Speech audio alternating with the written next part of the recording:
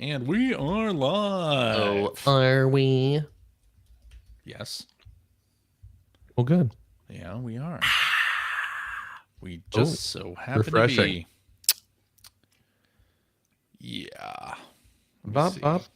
When they stopped, because the peach piece tea used to be like they used like a rainbow logo on it, and they stopped doing that.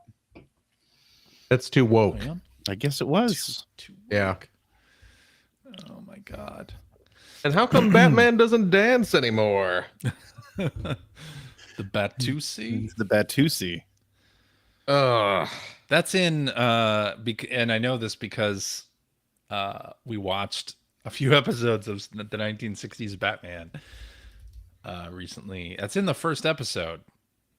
Oh, the Batusi's in the first. Batusi's in the first They episode. start off with that, huh? They start off with the Batusi. Well, you know what? Yeah. Kudos to them for letting you know what you're getting into. That's true. If you're watching this Batman show, yeah, this is the Batman you're getting. That's the Batman you're getting. I don't think youngsters today realize just how many comic book shows we had. We had a lot. Yeah. There was they were Spider-Man, and there was the Hulk, and and there was Batman, and we had like Spider-Man and his Amazing Friends. Oh, and that was so good. Well, if you're getting into cartoons now, forget it. There was I'm just saying there were a lot. Like there was a lot before Burton Batman. I mean, Burton Batman is what made it all cool. Right. But we were overloaded on comic book hero media in the 70s and 80s. Although to be fair, those old cartoons were all terrible. Oh, I'm not denying that at all. I was at the car dealership. Loved them. To have some repairs done on our CRV. Please say car. Okay. Car. Mm-hmm. Yeah, and I was in the little waiting room area. Mm-hmm. And one of the people in there, on her cell phone, suddenly the Spider-Man and His Amazing Friends theme song starts. Oh, I'm like, Spider-Man and His Amazing Friends.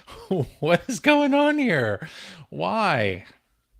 Man, in 2024, would somebody be at this? Why not? This car dealership waiting room? It is on Disney Plus.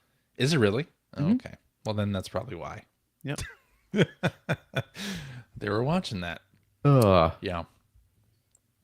Hello and welcome to episode 931 of the Player One Podcast for Tuesday, October 1st, 2024. I'm your host, Chris Johnston, and with me as always from Canada, Mr. Greg Stewart. Hello. How's it going? Not bad. How are you doing? I'm doing great. Thank you. Starting a little late this week, but that's okay. Starting a little late. You want to know why we're starting late? As long as it's not going to make me cry. It's not going to. Okay. So it is political season here in the US of A, as you may know. Okay. And it's an election year. I don't know if you guys know, but it's always political season in the USA. Well, that's true. More than usual. But yeah, the Wisconsin Democrats were doing a little fundraising thing, and as part of it, they're doing a live table read of an episode of Veep. I don't know if you have ever watched the show. This is why we're late. I haven't, but I've heard that it's good. This is why we're starting late, so you could watch TV. No, CJ was starring. It's very good. Yes, the reason why we're starting late is so that I could watch a live streamed table read of an episode of Veep.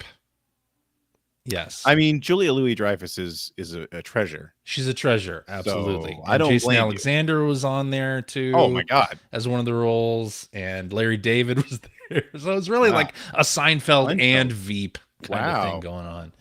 No, I don't blame you.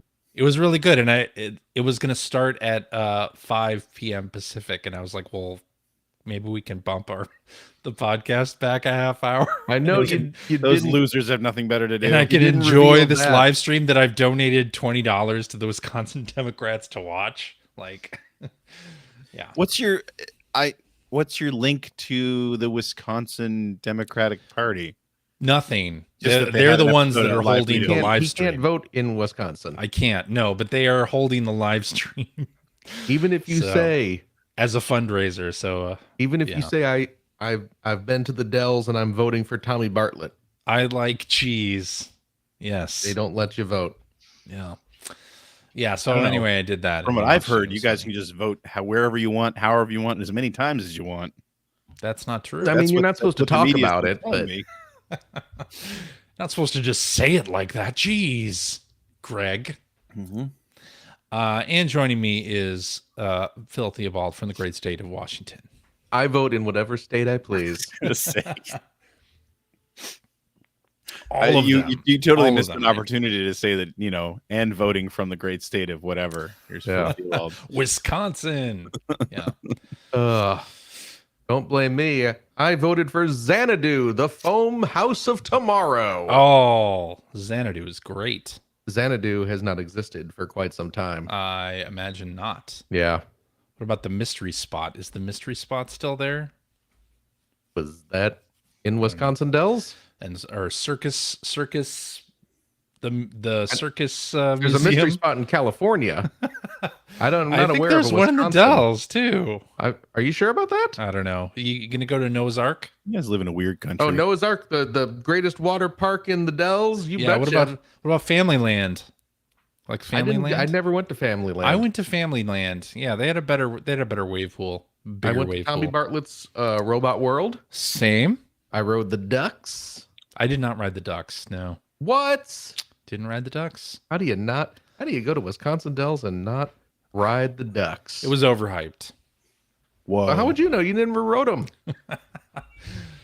I've been on an amphibious vehicle before. I'll have you know. Oh, really? What amphibious vehicle have you been on? Oh, the ducks in Seattle. There's ducks Oh in my Seattle God. too. Been there. It's a drove world past of the- difference. Well, drove past the houseboat from Sleepless in Seattle. In the Dells? No. Why would that be in Seattle. Wisconsin? Did they film it in Wisconsin? No. No, they didn't. This is Vancouver. all very They filmed it in Vancouver. They film everything in Vancouver, Yeah, they do. confusing. including Rumble in the Bronx. Am I right? Yeah. Yeah, In Vancouver, you don't even need a cartridge to play your Game Gear. that's true. Jackie Chan can just hand you an empty Game Gear and you're it's the- playing. Most fun thing ever. Oh boy, God, that movie's so good. It really is. I really want to watch that again. That needs to be on a streaming service somewhere. I don't think it is. No, it's really? not. Yeah. And it's a shame. You know what I say to all those streaming services? But You are all garbage. Did he really mean that? Yeah. That was my favorite part of that whole speech was the gangster at the end being like, did he really mean that? He's so hurt by it. like Oh, we no, will sit that down was- and have tea, right? Or something. Yeah, like that was when Did he really mean that? Jackie put out a message, a plea for peace. God, that You know movie's what? so good. I'm gonna make a call out here to CJ's best friend Mike and our mutual best friend Jim. We should do a Jackie Chan marathon sometime in the near future. Ah, I haven't watched a Jackie Chan movie in so long. I watched So good. Super Cop semi-recently That was a good one too. because it just I mean, I say just, but it's been a couple months now. Was that Yeah. the one where he did the Street Fighter stuff, or was that No, that's No. the one with Michelle Yeoh. okay?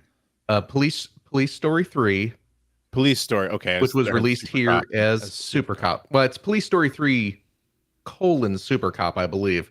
Okay. Released Yeah. in the West is just Super Cop. That's the Michelle Yeoh one.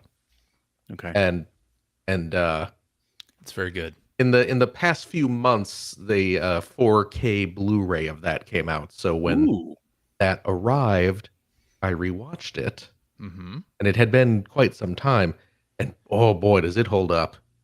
Oh, good. What a wonderful to- movie. I need to watch that again. Yeah.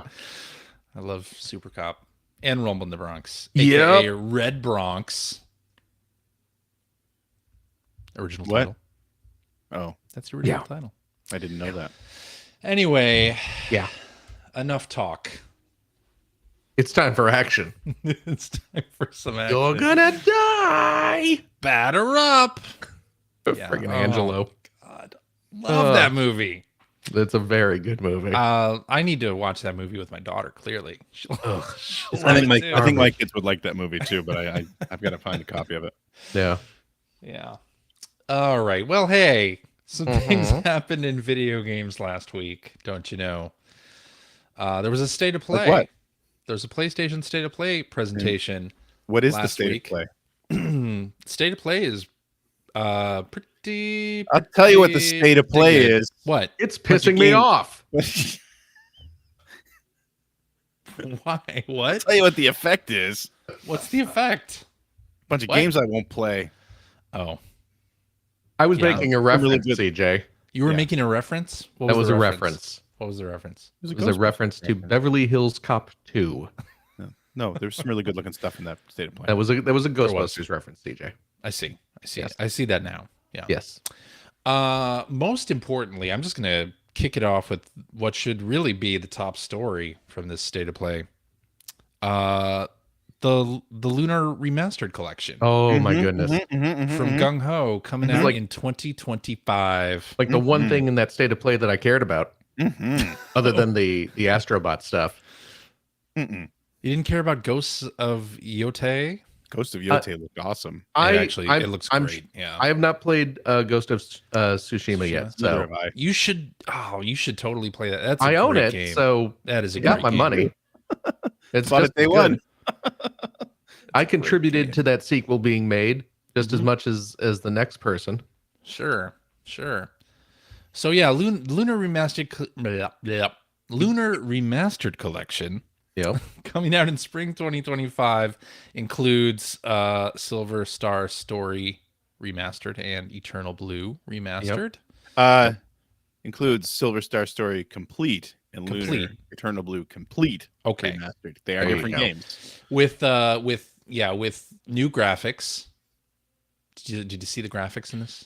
Are they new? I thought it'd just been widescreened. I think they look better than they did on Sega CD. Well, no, okay. Again, We're these are not talking about remasters Sega of the CD. PlayStation and Saturn games, not the Oh, Sega all CD right. games. All right. Yes. Come on, man. You're gonna embarrass us. It's been a while since I played them on PlayStation. I mean, they might be. So. You know what? They look like they're redone because they look like they might They be do higher look like they've been resolution, redone. but they're widescreen either way. Widescreen either way. Yeah, you get the animated cutscenes, the intro of which they showed. And they showed it's a new recording of the theme song that Working Designs did. Well, it sounds like all the new voices, all the voices have been re-recorded. Yeah. From what's in that trailer. So yeah. Very excited though. It had to happen eventually, right? It was gonna happen. On an infinite time scale, it's going to happen. Yeah, I mean, and it's fantastic, and they're two great role playing games that. Yep. I mean, the originals are still stuck on one dead console, but I mean the remasters, the originals for these remasters. I mean, they're PlayStation games from the late '90s. So, no, it's great. They're games that are absolutely worth experiencing. Mm-hmm. And I'm really excited to hear what people are saying about it when they do play them, because a lot of people are going to play these for the first time. So yeah, absolutely. Yeah, I was super excited about that. And they're old school RPGs, so yeah, but people will appreciate that. But yes, they're very good. They're very simplistic for sure. They are simplistic. I I wonder if they'll have any quality of life. They did mention. Changes. I don't know if it was in the State of Play or if it was in some sort of material afterward, but I did see something about key quality feature of life news. improvements. I see this video here, which I hope means some sort of like super fast experience point leveling up system. Yeah, something like that would be good. I think Working Designs originally made these games tougher. Well, So that was even if they're going to roll that back, it'll be a little bit more balanced. So, but the games weren't, if I remember correctly, the games weren't super difficult. But I do remember the level up system taking a little longer than it needed to. I mean, there were parts where you had to grind. It was an old RPG. Yeah. Okay, I'm reading now. It does include a feature to speed up battles. Oh, okay. And then an improved strategy settings, whatever that means. So I assume it's an auto battle or something. Well, okay. So in the original Lunar games, you could choose in battle, you could choose AI. which would Wait, just they had that back then? They did. which would Oh. just run the battle for you. It was auto battle. And then in the remaster, or sorry, the complete versions, which were the PlayStation and Saturn games, they also had that. But one of the things that was a little bit crappy about it was that it tended to use up your magic a lot. But there was also in those games the ability to set strategies for each character. Oh, okay. You could keep them from doing that with the auto battle. So I mean that's a feature that was already in those games. Okay. In the complete versions. Well, so, they say improved strategy settings, so right. Okay. And Okay, somebody so mentioned that there in the means- chat that they look like there was a fast forward yeah, during in battles. there as well. What's so great about the Lunar games? The Lunar they're very much old school JRPGs for But, sure. like, refined to just Yeah. Right. top tier And quality. these complete tier. versions were in that sweet spot where you still had sprite based gameplay, but beautifully animated cutscenes and a lot of them. Yeah. And that's actually one of the things that I'm really excited about because I'm assuming that those will also have been cleaned up. Because the last time we saw them, they were they were compressed to play on a PlayStation. Yeah. Which they still looked great, but they looked a little upscaled. They looked a little kind of I'm there might be assuming HD that's what we're upscaled. gonna get. Yeah. We're getting But I an mean, upscaling. other job. than that, the big thing for me about those games was always the story. It's just a really nice story. The first one especially. The second one I like a little less, but the first one I absolutely love the characters. That's The story is that's just what gets great. it for me. Yeah. Is the cast of characters in the two games. You end up loving the characters. You love all of them. Yes. You love the dynamics between all of them. Yeah. You know, they're sure. it's a super charming cast. And And the it's music. pretty light. It's pretty light, but it's still sort of, especially if you're into the swords and sorcery kind of fantasy fiction, Right. it scratches that itch, but it's done in a really nice way. Yeah. So Yes. Yeah, the art style, the character designer for the Lunar games is Toshiyuki Kubuka, I believe, who also did the character design for the anime series Giant Robo, which is a great that's a great series. little series if you've not seen that.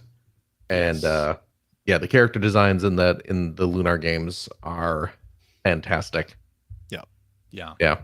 No, highly recommend. Highly recommend. Can't wait. Yeah, I played through both of them on Sega CD. Played through both of them again on PS1, and I am wildly anticipating. Yeah, I will be probably triple dipping on these. I don't mind saying Triple dipping. I will. All right. I mean, I'm going to get it on Steam. Yeah. So I have it in my Steam library. I'll your get the whole mouth in the dip. Oh yeah, I'm gonna get the Switch version. I'll probably play them on PS5, but Yeah. And then if they do physical versions down the line, I'll buy those too. Did they do that for Grandia? Because this is the same company. Limited run. Limited Run did. So yeah, Okay, expect limited run. I would imagine that I don't buy very much physical at all anymore. Yeah. Right. But this is Lunar. It's Yeah. it's one of those ones you kind of this.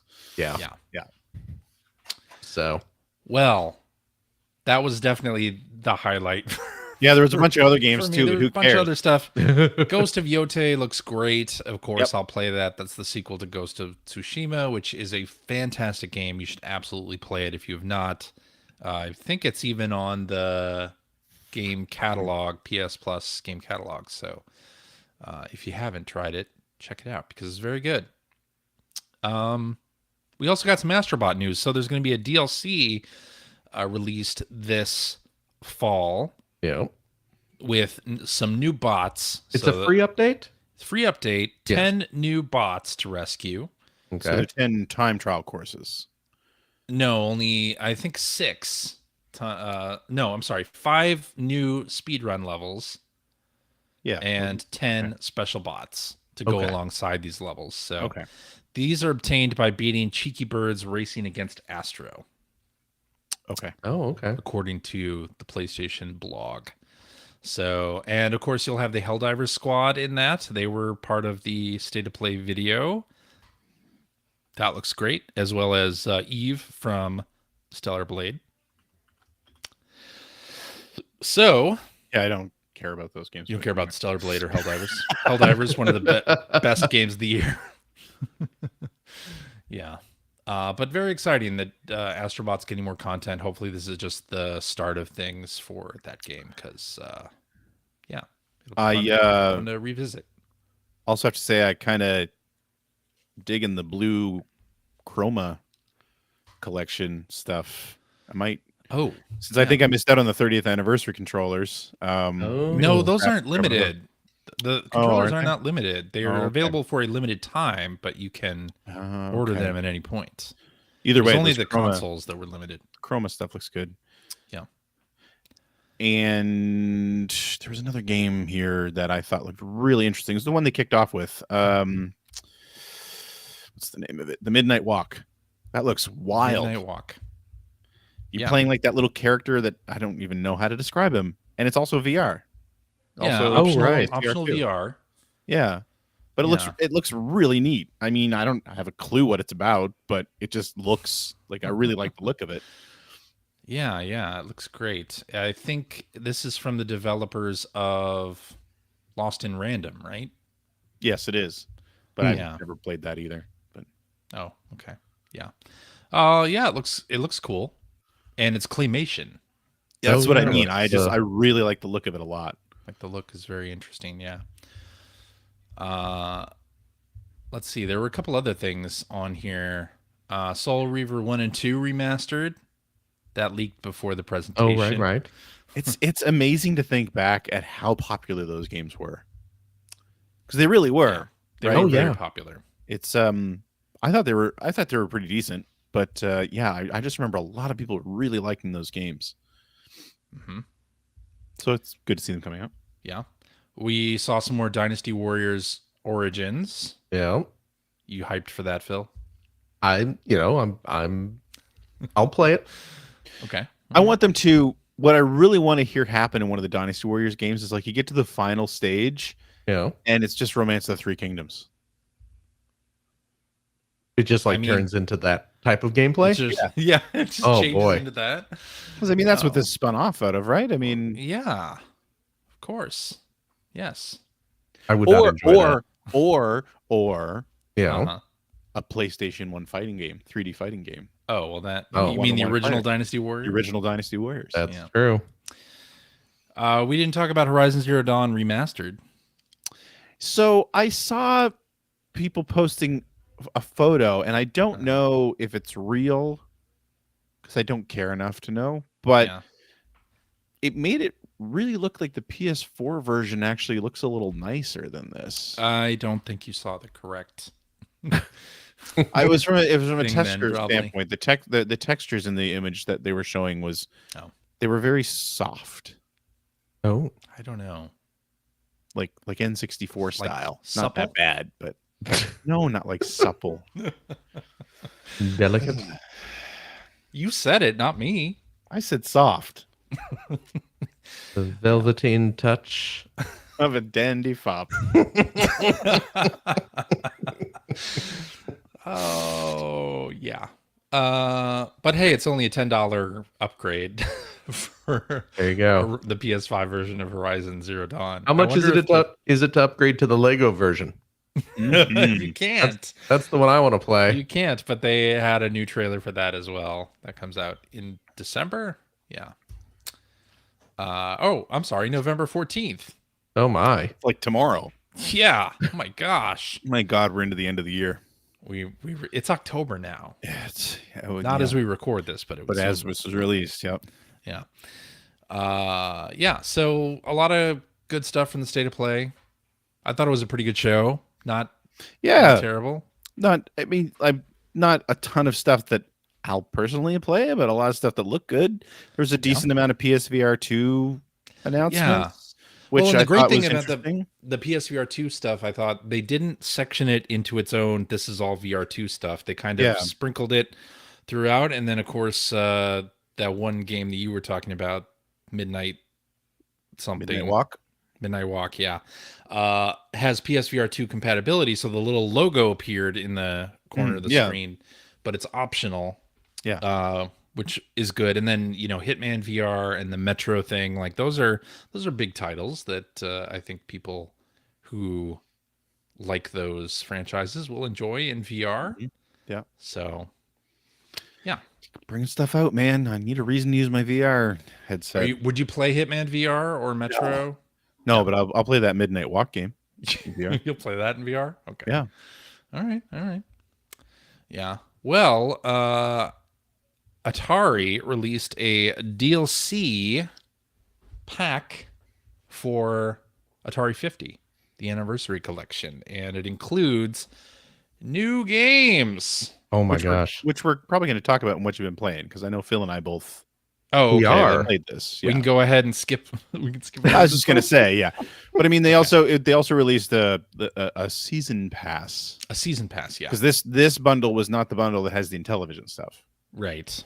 So it's the next one. But you the next one, the first console war, is the title of that expansion. I ended up buying the DLC. Just the I got the season pass because it's like less than $20.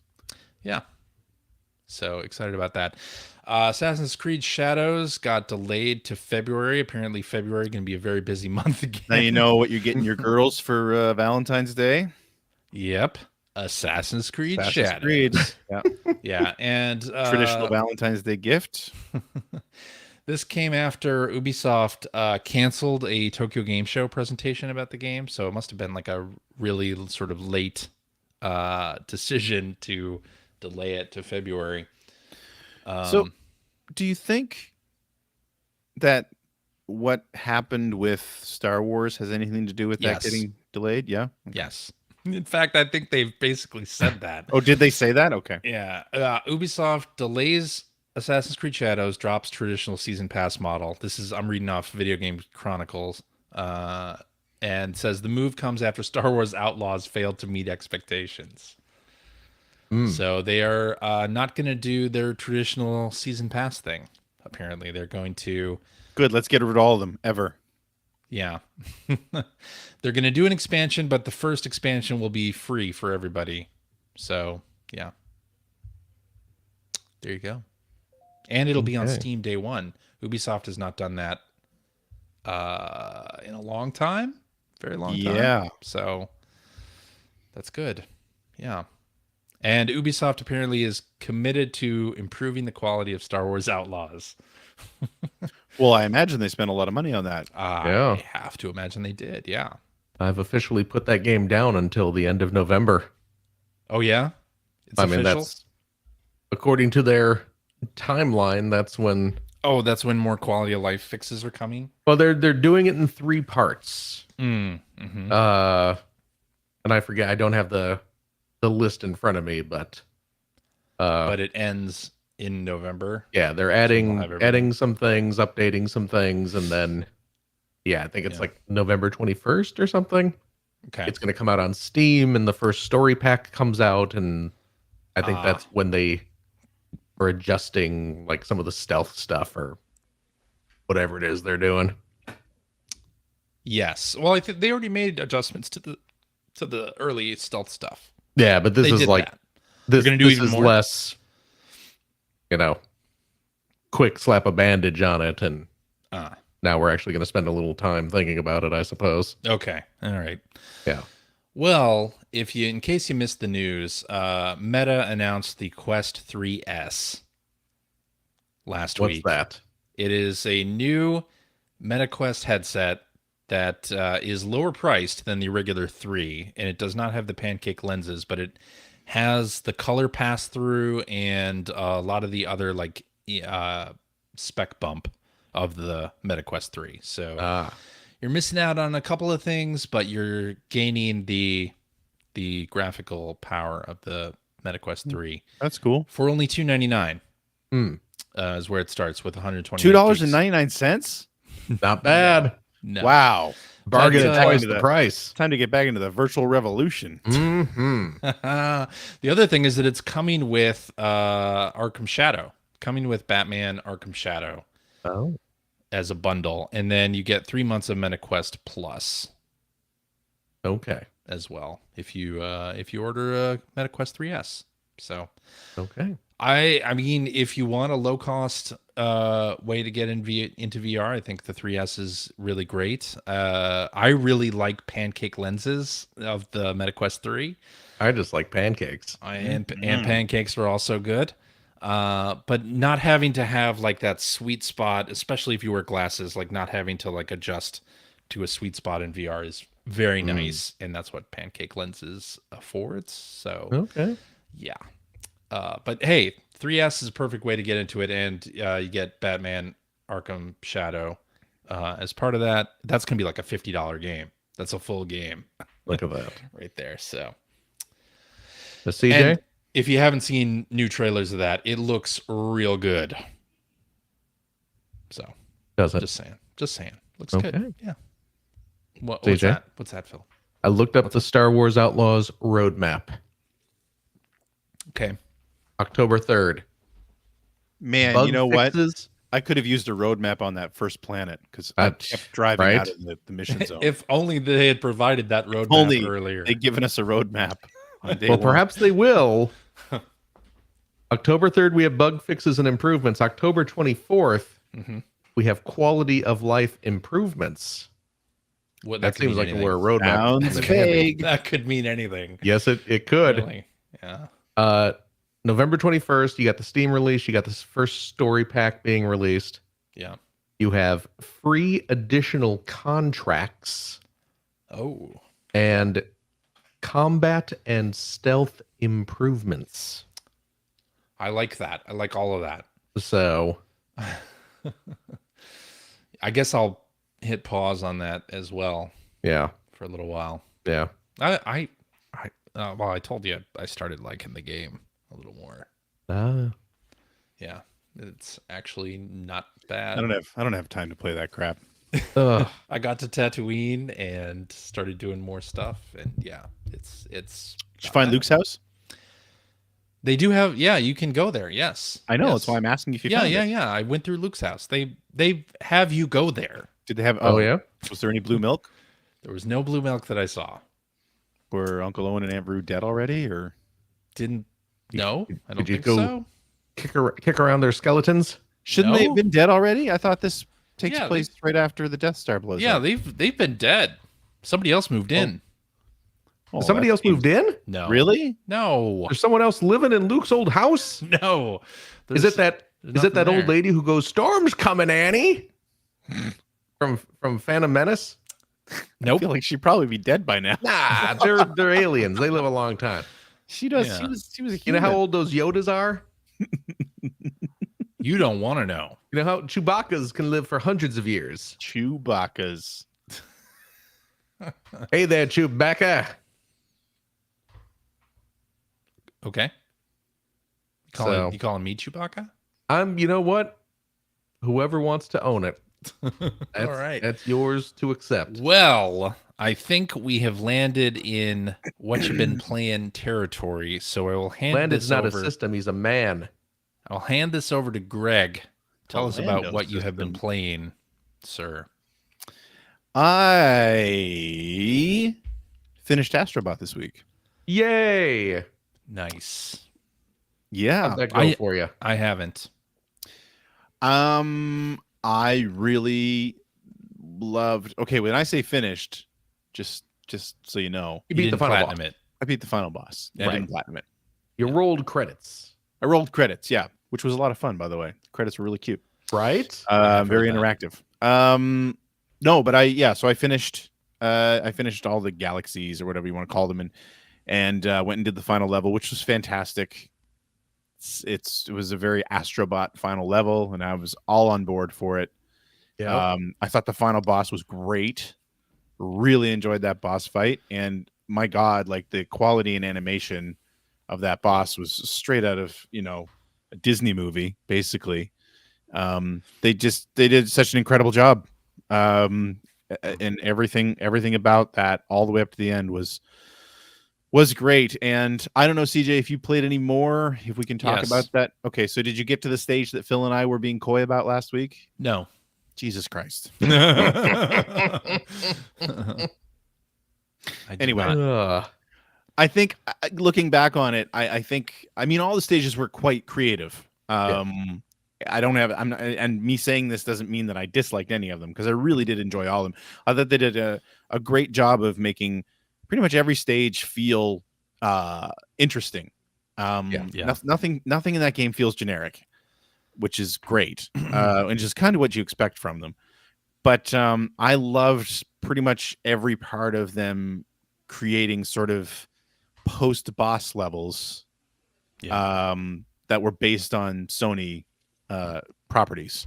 Where Astro Bot takes on the persona of a character from a past Sony game. And while I'm still not giving away the one that Phil and I were talking about, because I think it's such a cute little surprise, and I don't want to ruin it for CJ, who might play it sometime in 2025. I will say that I think the Horizon level was one of my favorites. Yeah. And on top of that, the music in the Horizon level was great. I think it was my favorite tune in the whole game. Oh, really? There was something about it. It was just like I was just wandering around the level listening to the music. I really liked it a lot. So music in that game is very good. It is. Calling that one out is not in any way saying I didn't like any of the other stuff. And I really liked how they did a lot of callbacks to the music from the previous game. Right. Yep. There's a lot of that. Yeah, a lot of that. And I'm fine with it, because the soundtracks have all been good, right back to the VR game. So that's great. And I came to the difficult decision that I'm not going to bother trying to platinum the game. What? Really? My patience with the challenge levels is just gone. I don't want to deal with it, so I'm not going to. Which is why. Well, the good thing is you don't have to. Now, have you given up on all the challenge levels? I mean, I can understand giving up on that one that we were talking about last week. Yeah, but see, having given up on that one, what's the point? The only reason I wanted to do it was is fun, Greg. Game. What's the point of video games? But I'm not having fun. That's my point. But you're not having fun with that one level. No, I went and tried some of the other ones, and I've realized my patience is at 0. Oh, you're just not good at video games. You shouldn't sour the experience by forcing yourself to play. You know what?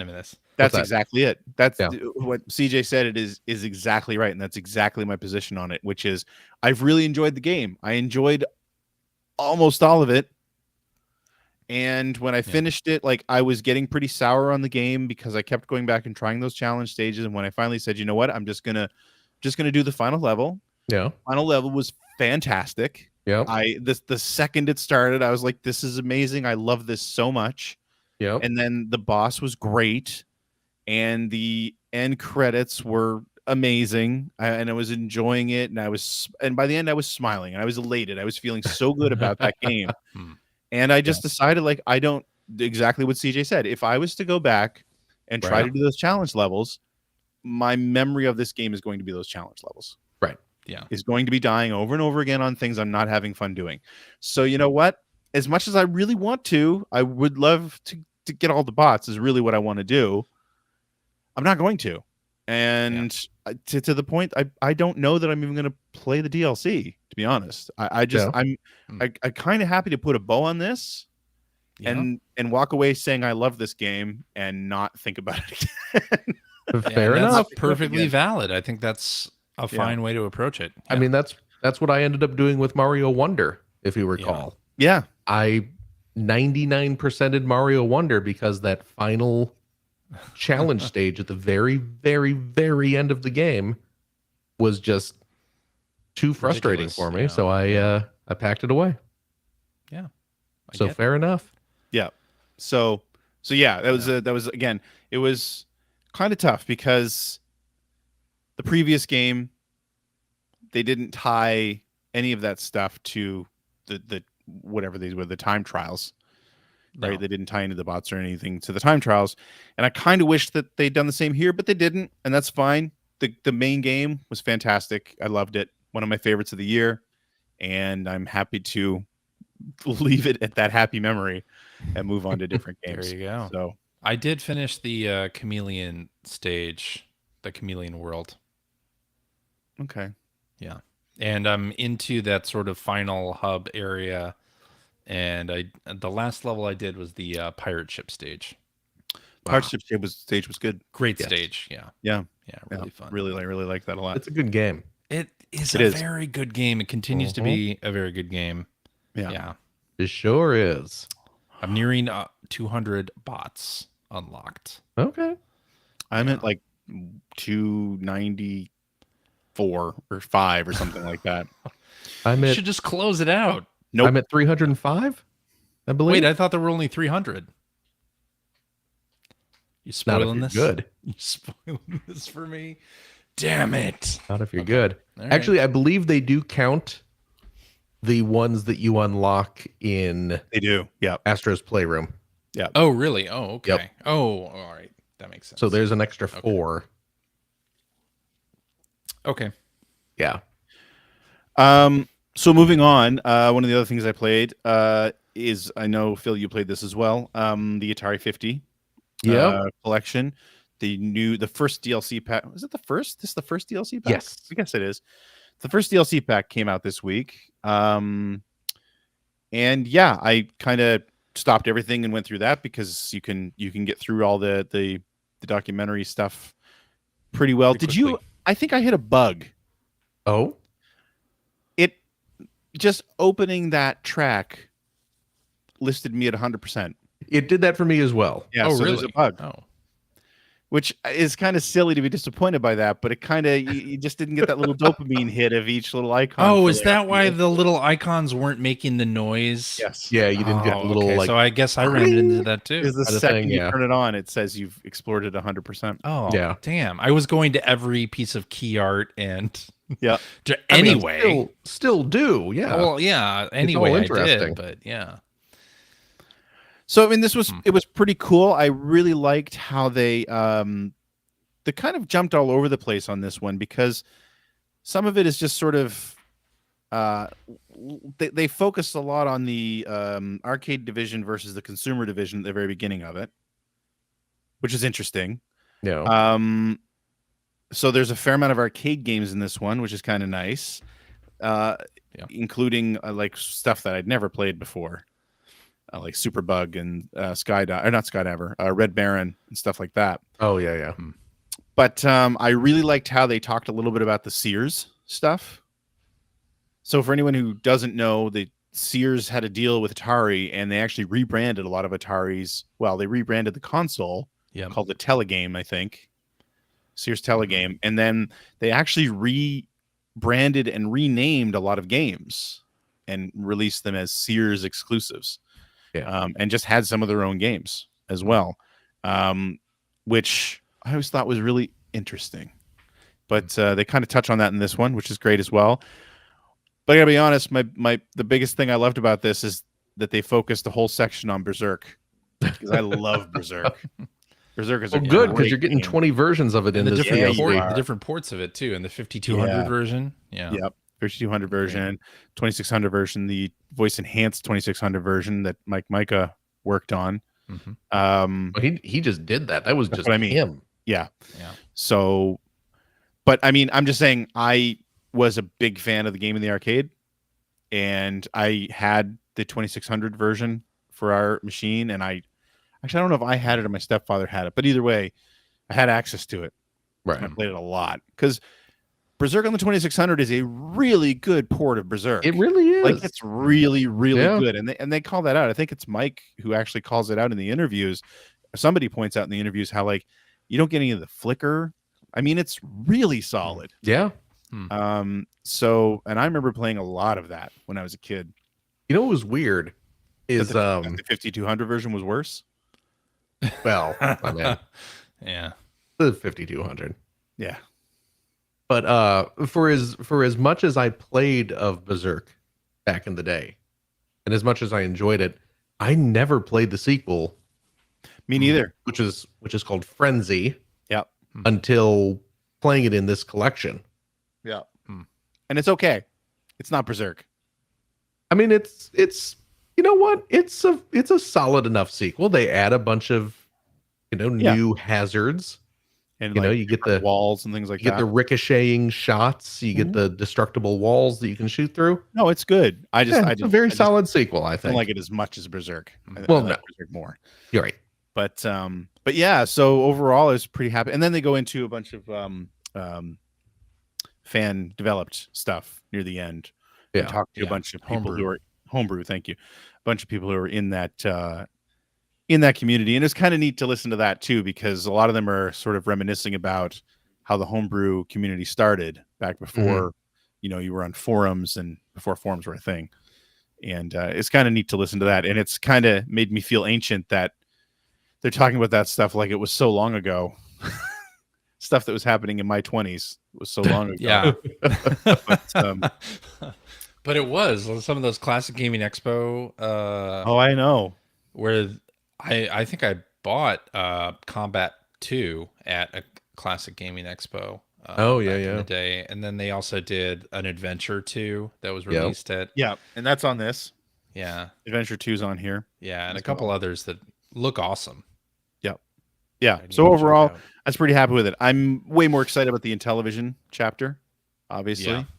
But and actually one more thing that they did do in this that I really enjoyed and I didn't quite expect is that they have a lady who worked in the design department. Oh, right. Yeah. Who was one of the people who worked on the Mount Fuji logo. The logo, yeah. And the typeface. And it was really cool that they had multiple interviews with her in there. It was a nice change of pace and sort of a different element of the world of Atari, and also very cool to see some of the different ideas that had been come up with for the Atari logo, and even in some of the old photos they have of her at the office, you can see on her wall in the back there's different treatments that never ever made it to retail. So yeah, very cool, good stuff as usual, good stuff. Absolutely. One of the games that is in this new DLC was a kind of knockoff of the Rubik's Cube that you could only get. It's Atari Video Cube, it is called. And the only way you could get that cartridge back in the day was through a mail order, like Atari Club. So it's a pretty rare game, and I guess they re-released it at some point with an official Rubik's Cube license. Yeah. I had never played it, and did you know what you were doing? Well, I started playing it, and had no idea what I was doing. Couldn't figure anything out. Just like a regular Rubik's Cube. Exactly. Yeah. And then look at that. Look at that. I got a Rubik's Cube within arm's reach. Look at that. So does CJ. Right here. Okay, quick. Who doesn't? Let's go. I'm going to have to peel off these Who's going to finish it first? Put them back. I'm going to dismantle the whole thing and put it back together. I used to know the kind of... It's like two spins one direction and one spin the alternate direction over and over again. I used to have that memorized so I could solve... There's a guy... He still works at my company, but I haven't worked with him in a long time because he's not on my team anymore. He used to be on the games team where I work now. So close. He's a competitive player. Oh, really? He would sit there while he's programming and just be solving a Rubik's Cube in one hand. Gleams the cube. Yeah. Oh, man. Yeah. But I, like a madman, actually loaded up the instruction manual. What?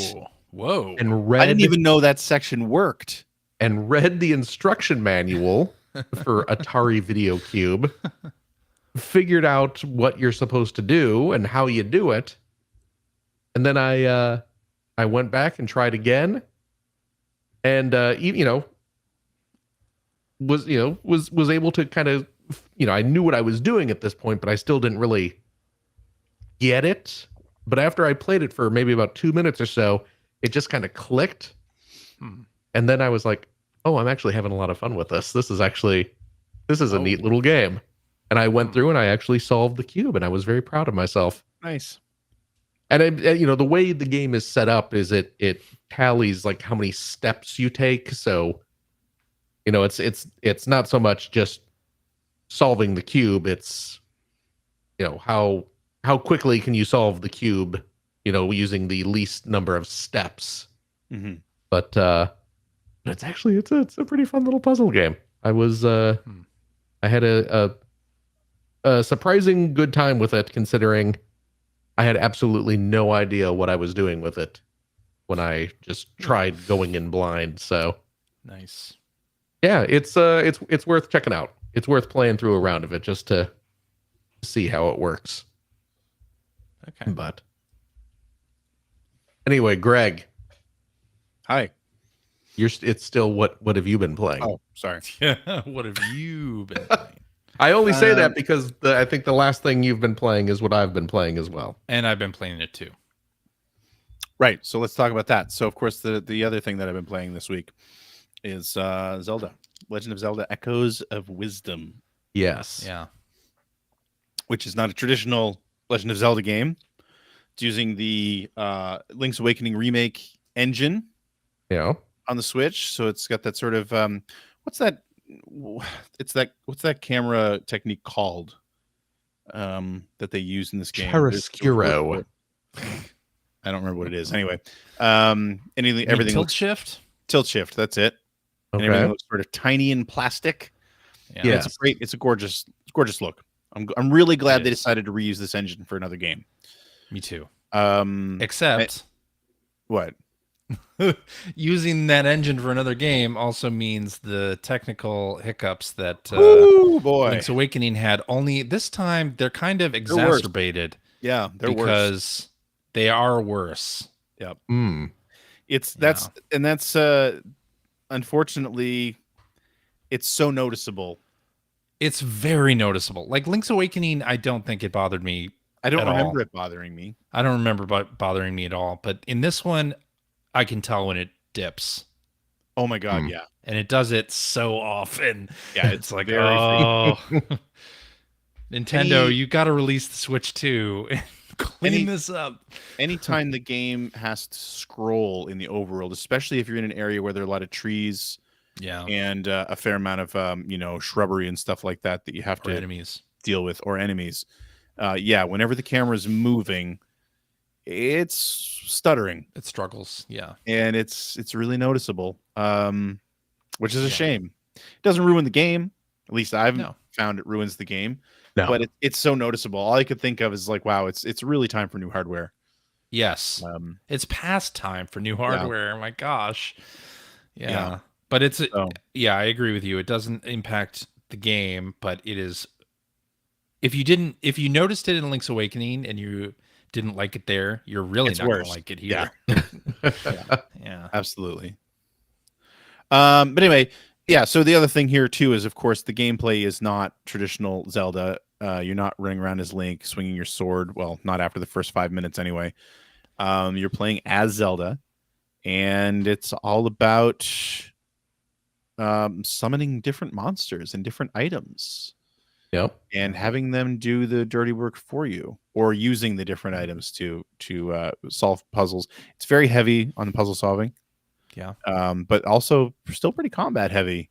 More than I expected. You can do it really. I think this game, maybe even more than Tears of the Kingdom, but very similar to Tears of the Kingdom. You can kind of approach puzzles any way that you like. And if you have favorite echoes that you like to use, maybe you're going to do that. But I have watched a couple people streaming this game, and they approached the first couple bits of. I've only played up to. I'm in the Gerudo Desert right now. Okay, that's where I am too.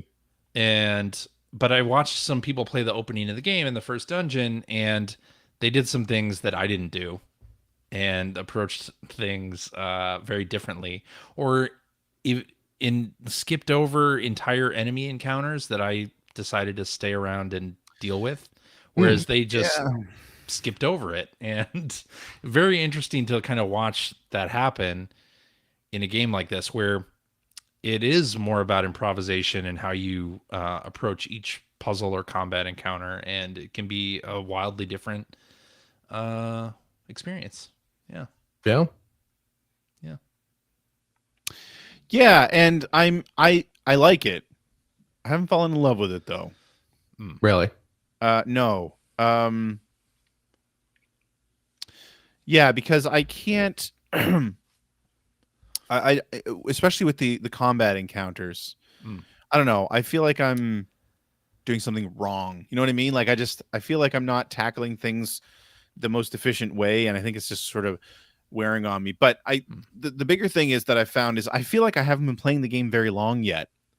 And holy crap, is it throwing a whole lot at you right off the bat? Like it, between using the little helper dude that's with you to try to like throw them at objects so that you can move the objects around, and you can use that to do some platforming as well. And then also there's the part where you get to basically play as Link for a short amount of time as well to do some combat.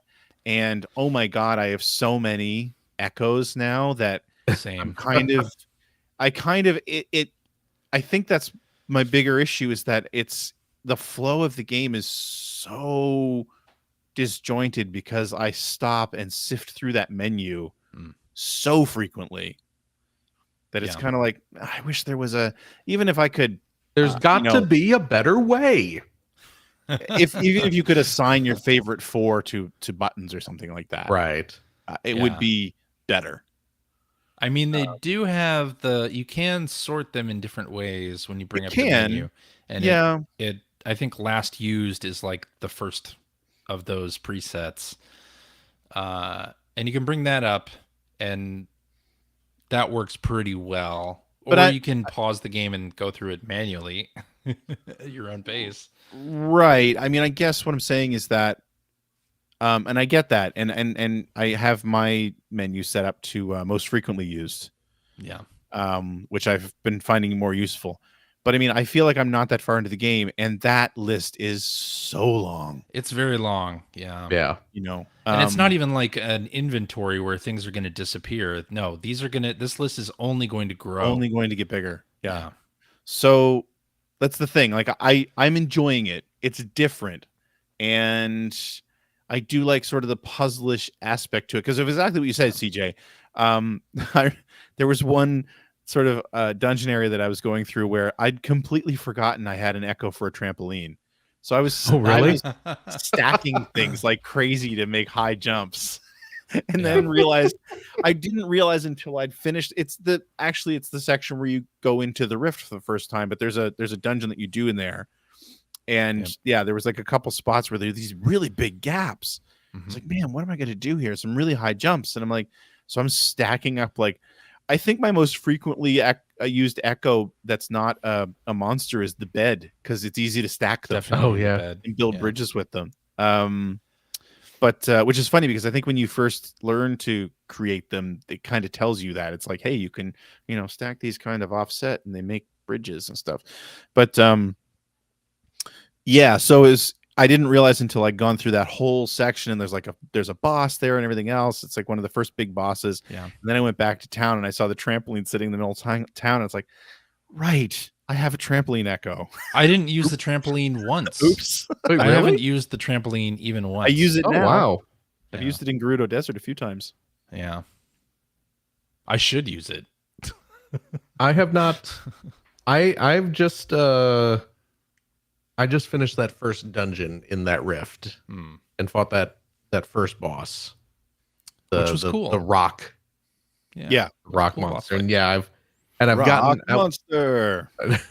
And I've gotten out, and they've said yes. Now you can go to the desert or the Zora land. Right. Yeah. So I gotta kind of figure out where I'm going next. But well, I went to the desert. Did you? Yeah. And there's an enemy in that desert that I'm convinced now that I can't beat yet, but I kind of wasted a lot of time. Got actually my first death in the game fighting this really? thing. Oh. Yeah. I haven't run into anything like that yet. You'd know if you'd run into it. It's a pretty significant battle. It's like right in the middle of the desert. Oh, okay. Well, then I haven't seen it. Yeah. Yeah, and I guess that's the thing. And Mudron in the chat kind of brought this up, and I think he makes a really good point. Because of the fact that you can tackle everything however you want, it's turned, when you have like that boss fight, made a lot of sense. But when you have just a group of enemies around you, combat feels really, really plodding. Yeah. And although you can throw pots at things and throw rocks at things. True. Very true. And I need to start thinking that way more. But I mean,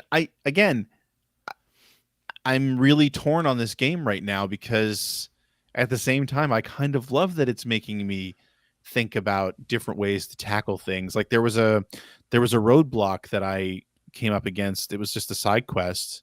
It actually takes you to the ranch, which I didn't actually go all the way to the ranch, but there was a roadblock there, and it's like, well, it was a collection of stones and of wooden crates, and it's like, well, I have an enemy or a monster that could burn that crate, but I couldn't, for the life of me, make it burn the damn crate. And then it's like, well, I have an armadillo and he can roll through crates, so I'll do that. But because the guy was standing in front of the crate, I couldn't summon an armadillo and make it roll through. Yeah. And then I realized that I have a spider that can crawl over everything, and he'll do that automatically. So if you summon this spider, it's the black. It looks like a black widow. It's a black spider with red markings on it. And then you throw try at it.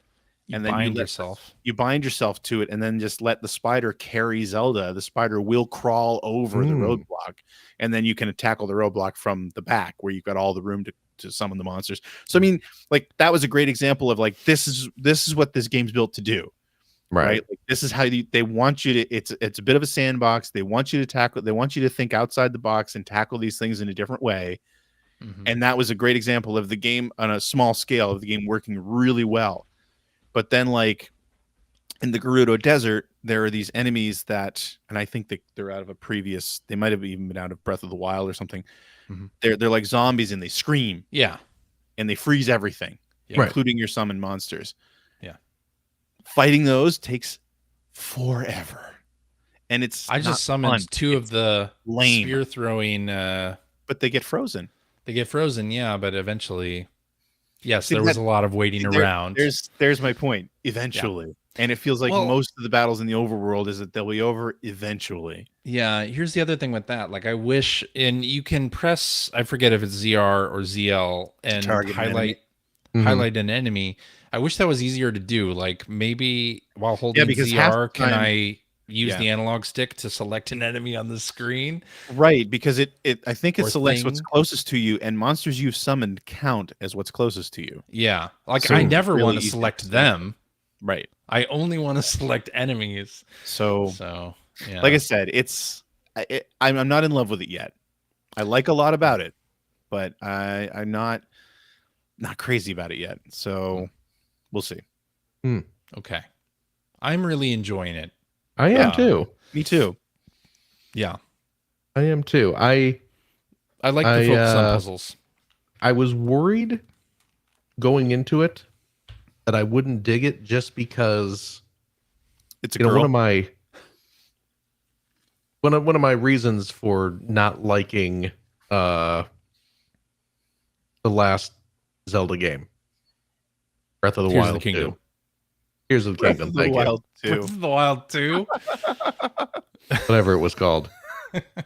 Was because you were so frequently having to stop to build stuff in that game, and I didn't like how that broke the flow of. And this is kind of all that. Yeah. And so I was like, I don't know if I'm going to dig this, but the fact that it is all that and not breaking up swordplay. Yeah, exactly.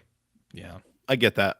So I was like, okay, I kind of dig it now that, it's more focused on this kind of construction / puzzle solving, manipulating items within the world to overcome the puzzles, as opposed to kind of half that and half sword / stuff.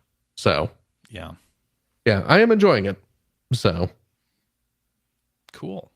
But I am worried about, like we were saying, the further you get into the game, because already I have a ton of echoes that I can create, and just I'm worried that it's going to become unmanageable.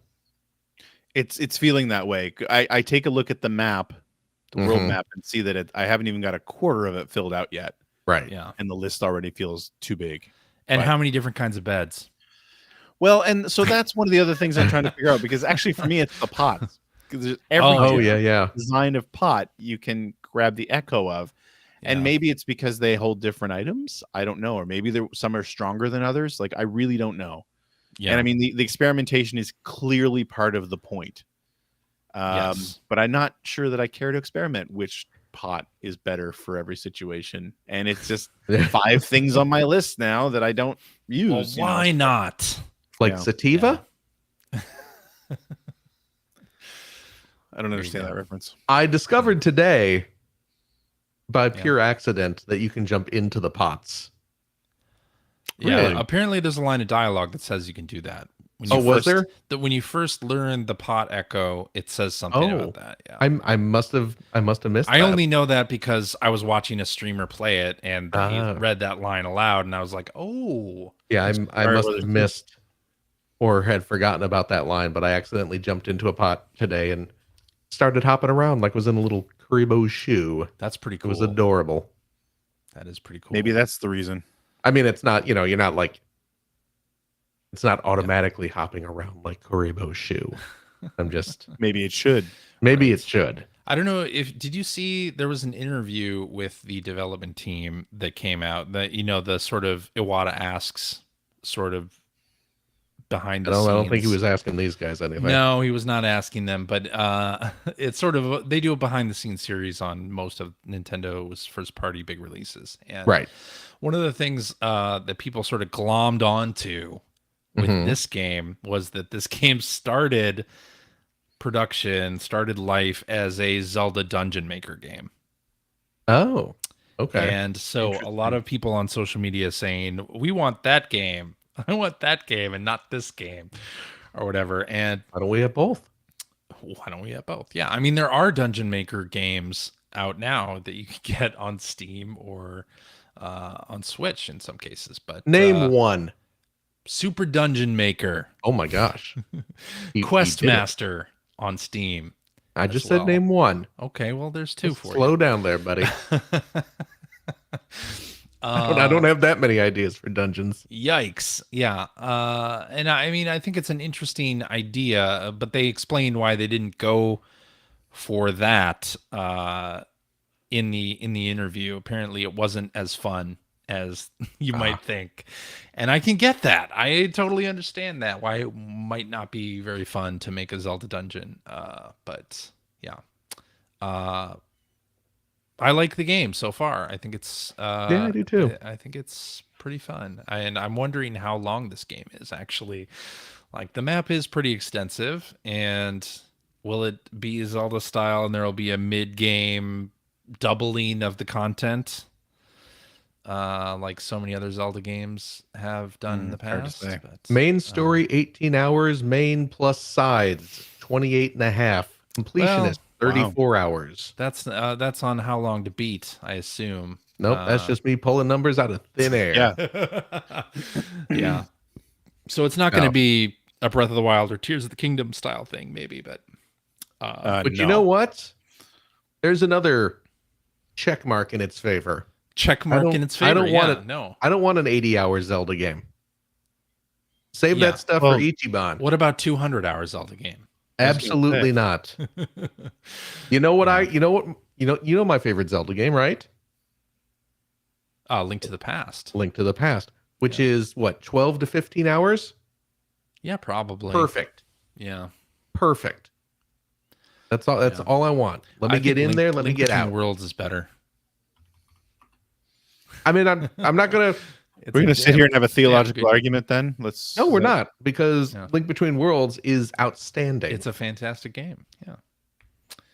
I disagree that it's better, but I'm not going to argue it. Okay. Because it's a real good game. It is a real good game. It is. Boy, I should play that again. It's a good game. They should remake that for. They should remake that. Remake that. I am kind of wondering where they'll go with this engine in the future. Like, and it does sound, from that interview, it sounds like Eiji Aonuma wants to have those sort of parallel developments of Zelda games where there is a top-down style and the 3D style. Good. Separate. Yeah, good. I We got love the that. good Zelda and the 3D one. You know what this game? How the hell do you follow up Tears of the Kingdom? I mean, with an outstanding 2D Zelda game. With an outstanding 2D Zelda game, yeah. You know what this game and its art style has made me want? What? This game and its art style has made me want a Rankin Bass puppet Zelda special. I want to go back to like 1968, 1969. Yeah. And have Rankin Bass make me up a 1 hour Zelda TV special. You know, why don't you just put that in as a prompt on one of those AI video things? I bet you can get close. Probably. Yeah. That would be cool. It would be amazing, cool. Is what it would be. Yeah. I think. Yeah. I think Zelda and the old Rankin Bass puppet motion or whatever they call their. I think that was more of the Thunderbirds. I'm surprised they didn't do an amiibo of Toy Zelda. Yeah. They have the I was thinking Link's that Awakening they did the toy Link. I was thinking that as well because I figured that maybe they might because that was the last amiibo I bought, and it was the first amiibo I had bought in a long time. Oh yeah. And if they were to release another one in that style, but with Zelda, like as Zelda, because of this game, I would absolutely go get it. Mm-hmm. Hell yeah. But yeah, I'm surprised they didn't. Yeah. I hope when Switch 2 comes out, they say performance patch for It's funny. Echoes of Wisdom. Even though I'll probably be done with this game by that time. Yeah. I'd still love to see it. It's funny because this game has amiibo support. It does, yeah. And a magic.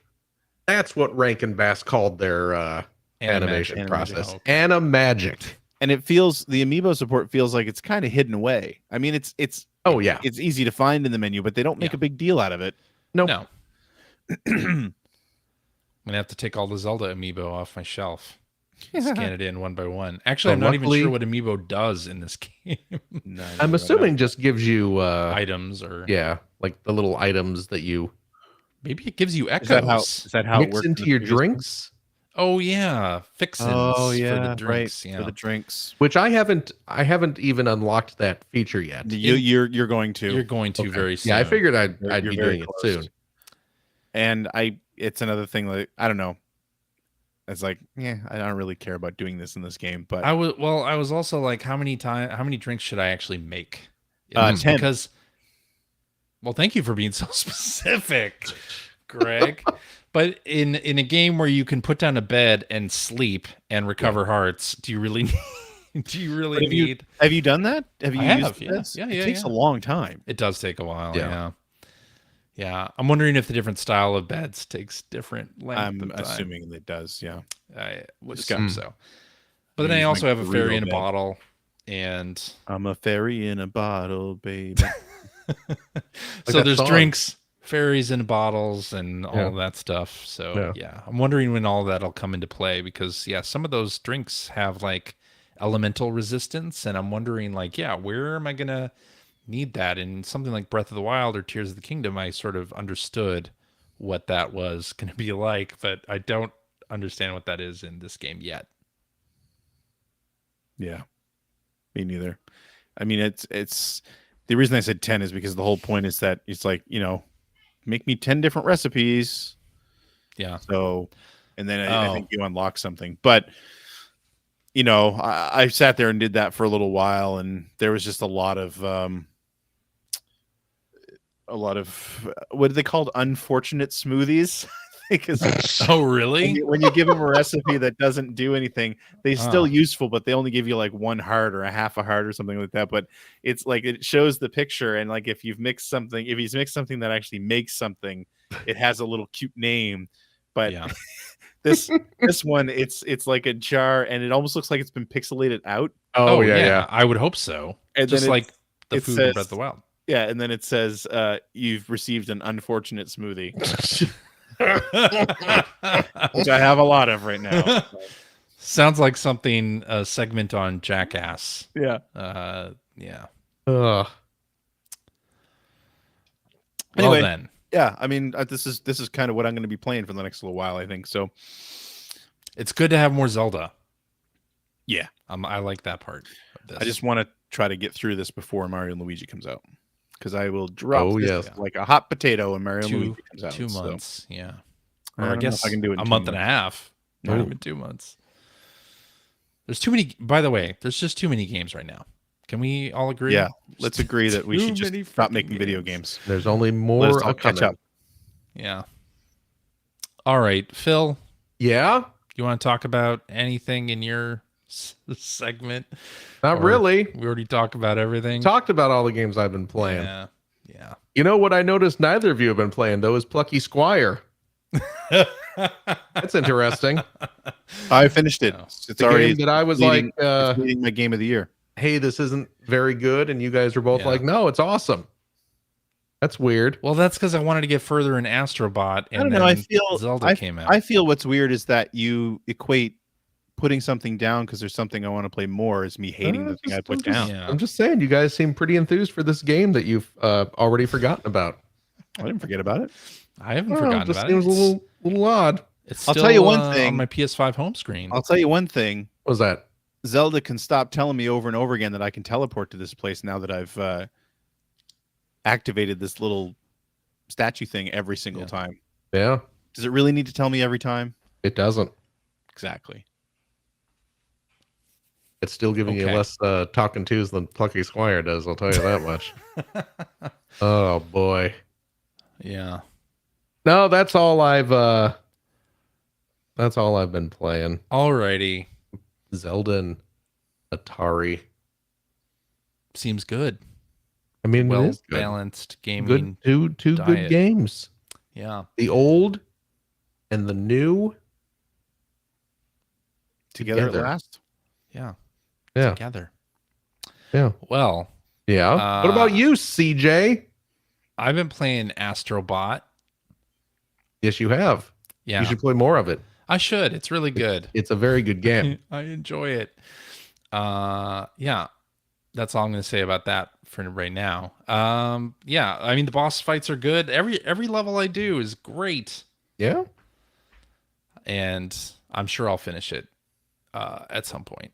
I hope in the next 2 weeks I'll finish it. Greg and I want to talk about it. I have been like playing. You're ruining 2024, CJ. When I sit down to play it, I play like through a stage or two at a time, and it's just the perfect amount to then play Legend of Zelda: Echoes of Wisdom or something else right after. But yeah, so I also played more Space Marine 2. Heard of Warhammer 40K Space Marine 2. I finished it today. With, with our good friend Mike. We played through the whole campaign co-op. Are you going to get into like painting miniatures now and everything? No, I'm not. I'm not going to. You sure? Yeah, I'm sure. Okay. Yeah, I'm sure. But it was a really fun time. Like the combat is great. The shooting's awesome. You have melee combat with either a sword that's also a chainsaw or just a regular sword. And towards the end of the game, they give you an energy hammer that's pretty awesome to wield as well. And you just kind of, it's very Helldivers-y, but maybe even a little Dynasty Warriors in there too, where you're just being surrounded by enemies and you're just knocking them down with your melee weapon. And you do very similar to like Doom 2016. You have glory kills that will refill your shields, which is always nice. And there's when you do certain kinds of charged melee attacks, then if you knock down an enemy, they'll have a little reticle over them, and you can shoot them with your laser guns. If you it's sort of like a glory kill, but with a gun instead of your melee weapon.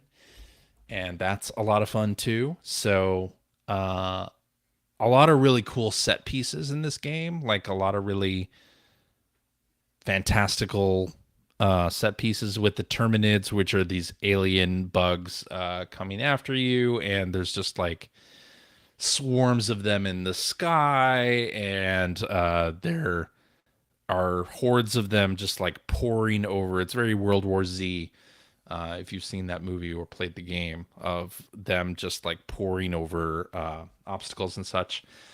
And it's really fun. The story may as well not exist because I don't care about the story in this game. It's just an excuse to shoot some bugs and have some fun combat. But it delivers that in spades. It's quite good, and the combat or the story itself doesn't outstay its welcome, which is always nice in a game like this. The finale is actually fairly long. I think it took us like an hour and a half from the start of the final mission to the end of the game. It was pretty long, but really fun, and had some really, really cool moments in it as well. And yeah, I really enjoyed it. I think I'll come back to it and play there's a secondary game mode called Operations, where you it's supposed the to wacky be doctor game. It's supposed to be replayable, so they put you on like 6 or 8 different missions that you can like collect loot in and upgrade your weapons, and it's really like made to be more of a service game style thing. Oh, that's my favorite thing. Well, then you should play this because it has it. But of course, it had a good single, or co-op player story mode as well. So I had a lot of fun with that. And yeah, we'll continue playing it because combat's awesome. Yeah. Cool. That's all I have to say about Space Marine 2. It's very fun. And I guess that's it for what you've been playing. So that means it's time for tweets.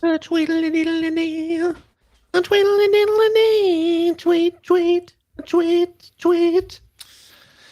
Alrighty, let's do this one from hacker alias Mr. Jason W, who says, with PS5 Pro pre-orders still in stock on Sony's website after several days, do you think that they overestimated consumers' appetite for a $700 iterative console? Will it be another $599 PS3 style flop at launch? I think it won't be because it's an iterative console. They're not expecting to sell. It's not a new platform that you're going to have to buy completely new games for. It's still the PS5. And yes, there's going to be a smaller number of people who upgrade to the best level of PS5 for $700, which, yeah, is expensive.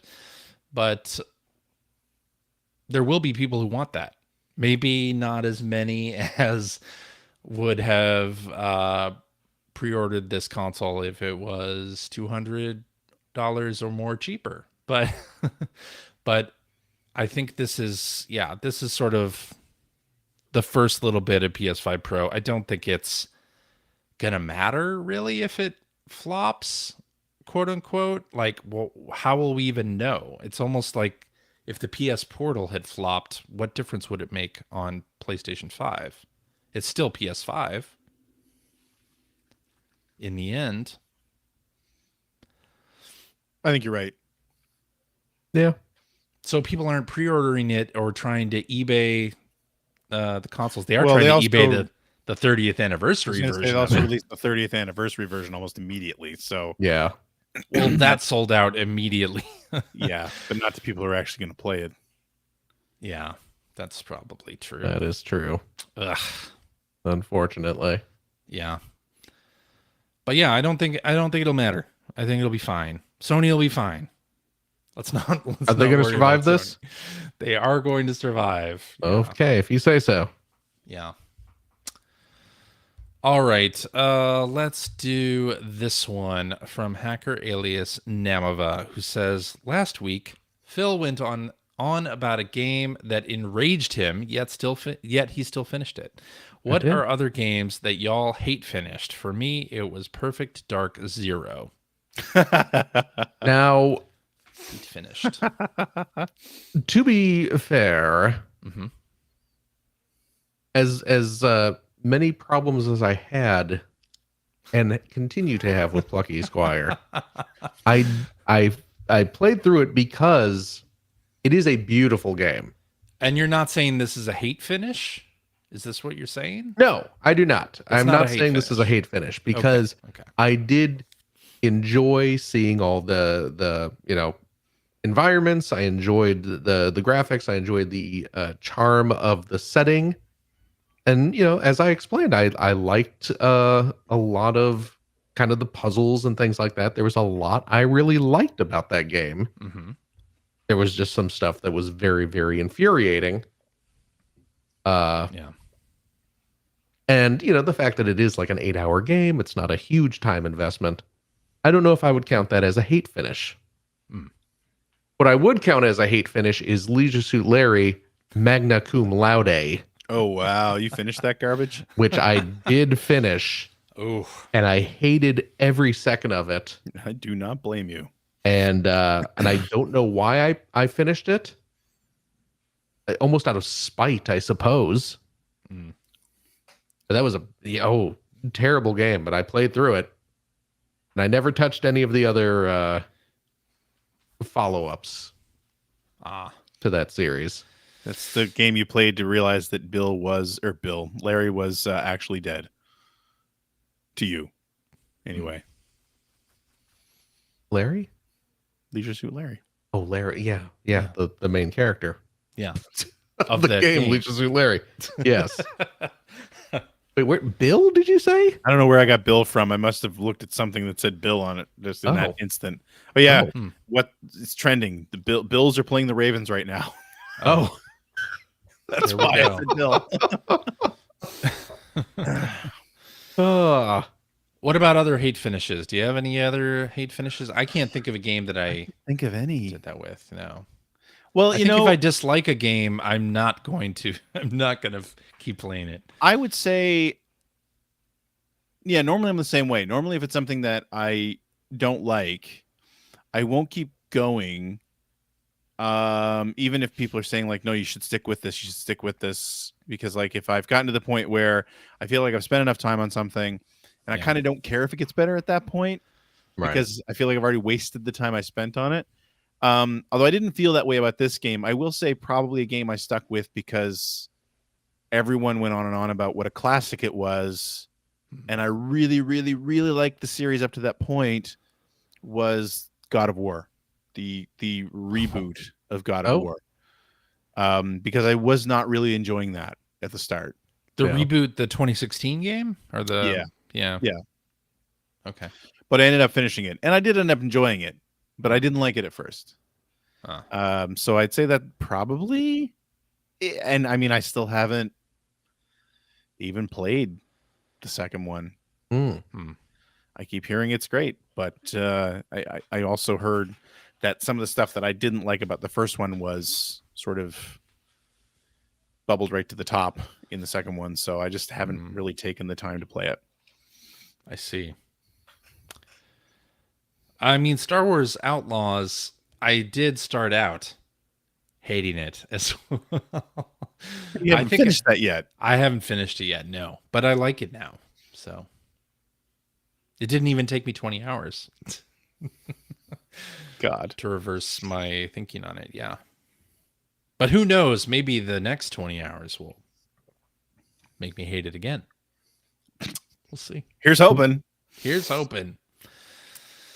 All right, I think that's a good place to stop. Podcast over. Podcast over. Everybody leave.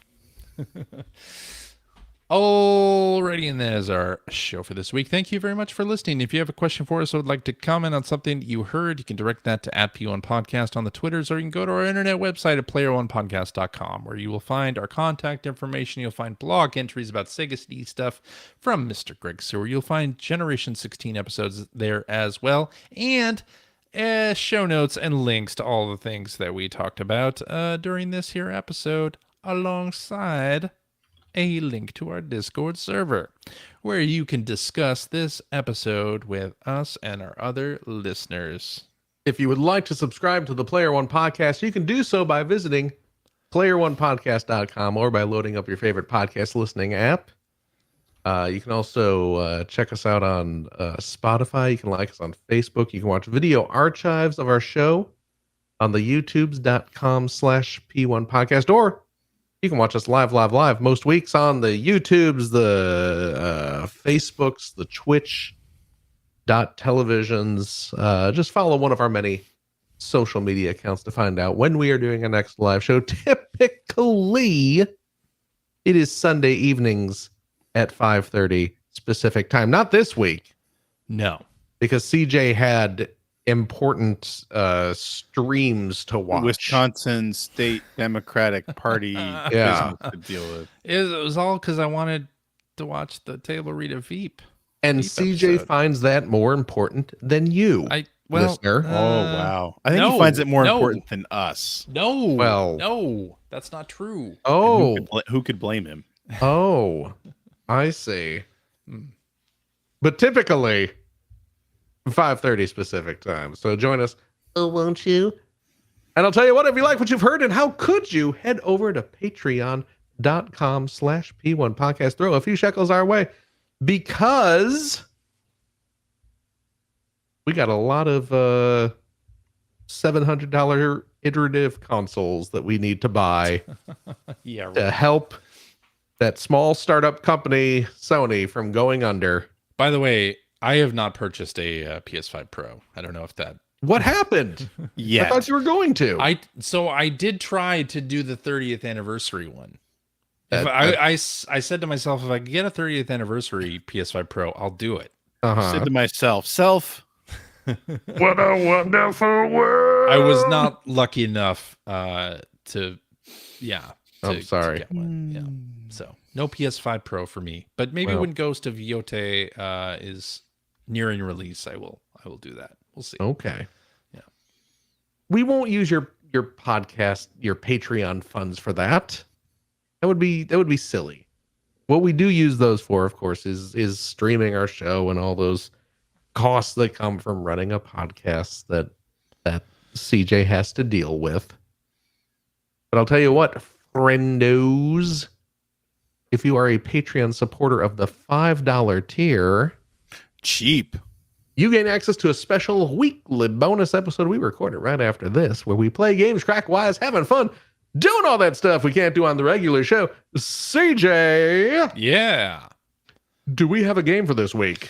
Well, Phil, I didn't want to bring this up on the show. God, I didn't want to take time from your outro to talk about this. Yeah. I guess we're going to have to. Okay. We unfortunately Oh boy. have an EGM review quiz. Yeah. Oh, that is unfortunate. Yeah. Okay. So what EGM is it? Electronic Gaming Monthly? the same. Okay, yeah, no, Yes, I've seen that yes. magazine. Yes. And yeah, the September 1999 Oh, issue of EGM. You'll remember the 9999 99 the cover. date of the first Chicago Cubs night game at Wrigley Field in beautiful Chicago, Illinois. That's not true. That can't be true. Do you know when that was? I don't. You know who surprisingly does know? Ooh. Your old pal Phil here happens to know the date. Oh, did you go to that game? I did not attend the first night game at Wrigley Field, Uh-huh. home of the Cubbies. But you know when that was, CJ? No. It was 8/8/88. 88. That's how I know. That sounds right. It was August 8th, 1988. I see. Just 3 years after the Shufflin' Crew took Chicagoland by storm. Yeah. There you go. Okay.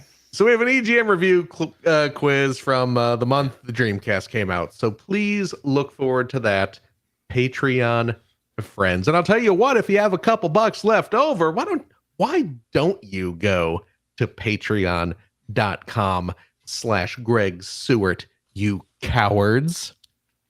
Wow. It's harsh. Well, I'm trying to get you some money here, dude. No, I appreciate it. I'm trying to motivate people by negative reinforcement. I was gonna say, are you? Yeah, it's the most effective way to get what you want. You dummies. Hey, Greg shit says you all smell bad unless you give him money. That's not true. Greg's a very nice guy. Oh, God. But yes, go to patreon.com/Greg Seward to help support Greg's outstanding, and it is outstanding, web series about North America's favorite runner-up, the Sega Genesis. Thank you, Phil. And if you are a supporter of the $5 tier, that is also very cheap. That it is, Satan. Are you playing Zelda? Oh no, are you kidding? You gotta play as a girl in that game. Ew. I only play games for boys because I'm a boy. They didn't make her sexy enough for you? Prince of Darkness. No, I will play a game with sexy ladies though. Yeah, I like them. I heard there's a Dead or Alive dating sim coming. Are you serious? Yeah. Oh my God, she kicks so high. Greg liked that one. He remembers that commercial. You get access to the Weekly Commute, which is a weekly vlog series that you're talking about the different projects that I'm working on, what I really think about CJ and Phil. It's all positive. It's all positive, and everything else and anything else that comes to my mind, please consider supporting. You also get early access to all my videos, which, by the way, if you are a early access supporter, there's a new video dropping end of this week. Really? An interview. It's about creating gamingage.com. It's an interview with one Sam Kennedy. Oh my gosh. I nailed him down for an interview for I know him. Yeah. Please look forward to it. Excellent. Sam's a good guy. Mm-hmm. That's it. That's all I got. What's that? Oh, that's it? All I got. That's it. Okay. But you know what though, Greg? That's more than enough. I think so. That's above and beyond, if you ask me. Thanks, man. Of course. Is that it? Yeah, I think we're done. CJ? Yeah. Wow. People listening to just the audio are missing out on a good facial expression there from our buddy CJ. Hey, CJ. Yes. Oh, I was kind of hoping to get the face again. Oh, nah. Hey, CJ. Yeah? That's a different one, but it's still pretty good. Yelling into your microphones. Oh, so sensitive over here. Jeez Louise. God. Thank you, CJ. Well, thank you, Phil. Obviously, come on. Yeah. And Gregory. Yo. Thank you as well. Thank you, Philip. Yeah, you got it, dude. And of course, as always, a big old thank you to you, our wonderful, wonderful listeners, every single darned one of you. Remember, as always, take care of yourself, your loved ones, your family, your friends. Be kind to each other. Be kind to yourself. And we hope, oh golly, we hope to see you next week. Bye-bye. Bye-bye, y'all. Bye-bye.